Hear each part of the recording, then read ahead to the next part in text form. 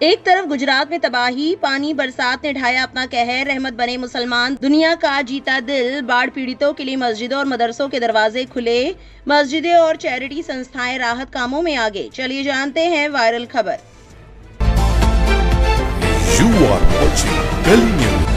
गुजरात के कई हिस्सों में भीषण बाढ़ का असर जारी है। ऐसे में मुस्लिम युवा, धार्मिक संस्थान और सामाजिक संगठन बचाव और राहत कार्यों में अहम भूमिका निभा रहे हैं और प्रभावित हजारों परिवारों की मदद के लिए सरकारी एजेंसियों के साथ मिलकर काम कर रहे हैं।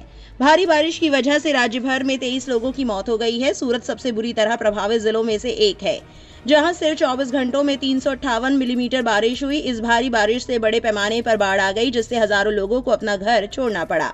सरकारी आंकड़ों के अनुसार सूरत में 3,400 से ज्यादा लोगों को बचाया गया है, जबकि 3,800 से ज्यादा लोगों को सुरक्षित जगहों पर पहुंचाया गया है। पूरे गुजरात में अभी 7,522 लोग राहत शिविरों में रह रहे हैं और बाढ़ प्रभावित इलाकों से 3,711 लोगों को बचाया गया है। अहमदाबाद, वडोदरा, भरूच, बनासकांठा और कई अन्य जिलों में मुस्लिम वॉलंटियर्स ने बाढ़ प्रभावित इलाकों में फंसे लोगों को बचाने के लिए नावों का इस्तेमाल किया। कई मस्जिदों और मदरसों को अस्थायी राहत शिविरों में बदल दिया गया, जहां धर्म या जाति का भेदभाव किए बिना विस्थापित परिवारों को रहने की जगह, खाना, साफ पीने का पानी, दवाएं और दूसरी जरूरी चीजें उपलब्ध कराई गई। मुस्लिम ट्रस्ट, चैरिटेबल संस्थाओं और कम्युनिटी ग्रुप्स ने भी कम्युनिटी किचन शुरू किए और बाढ़ पीड़ितों के लिए हर दिन हजारों लोगों का खाना तैयार किया। वॉलंटियर्स ने सरकारी अधिकारियों के साथ मिलकर राहत सामग्री बांटी, मेडिकल कैंप लगाए और बीमारियों को फैलने से रोकने के लिए साफ सफाई के अभियान चलाए।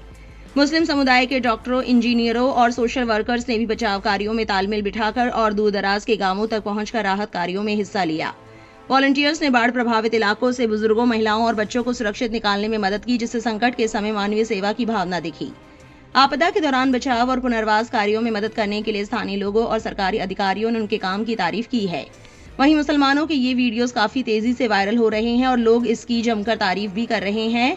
एक यूजर ने लिखा, मुस्लिम खिदमतगार, गुजरात के सूरत में जल भराव के बाद। एक और यूजर ने लिखा, गुजरात के सूरत में हमने कम्युनिटी स्पिरिट का एक दिल को छू लेने वाला काम देखा, जब लोकल मुसलमान बाढ़ से परेशान लोगों को पीने का पानी देने के लिए दौड़े, चाहे उनका धर्म कुछ भी हो।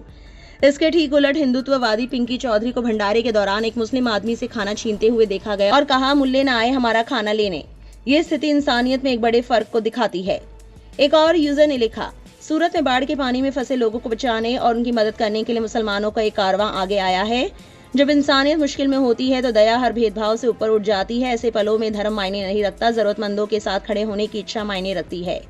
ये इंसानियत का सबसे अच्छा रूप है। मुसलमानों ने बिना किसी का नाम पूछे सबको पानी और राशन बांटे। डिप्टी सीएम हर्ष संघवी ने कहा कि बाढ़ प्रभावित जिलों में राहत और पुनर्वास का काम तेज कर दिया गया है।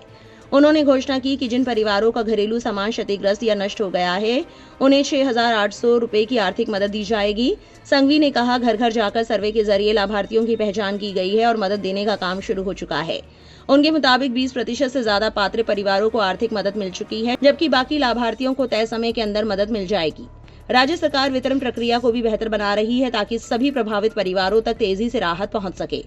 बाढ़ ने उत्तर प्रदेश और बिहार जैसे राज्यों से आए प्रवासी मजदूरों को भी बुरी तरह प्रभावित किया है। खबरों के अनुसार बाढ़ में 150 से ज्यादा प्रवासी मजदूरों का सामान बह गया। उनकी स्थिति को देखते हुए संघवी ने अधिकारियों को निर्देश दिया कि वे प्रभावित मजदूरों को तुरंत नए कपड़े और राहत का अन्य जरूरी सामान उपलब्ध कराएं। इस बीच सूरत में पुलिसकर्मी कमर तक भरे बाढ़ के पानी में चलकर लोगों को सुरक्षित निकालते हुए भी देखे गए। इनमें मुस्लिम बहुल इलाकों में रहने वाले लोग भी शामिल थे। बाकी आपकी क्या राय है, कमेंट सेक्शन में जरूर लिखें और ऐसी और वायरल खबरों के लिए हमारे चैनल को सब्सक्राइब करना ना भूलें।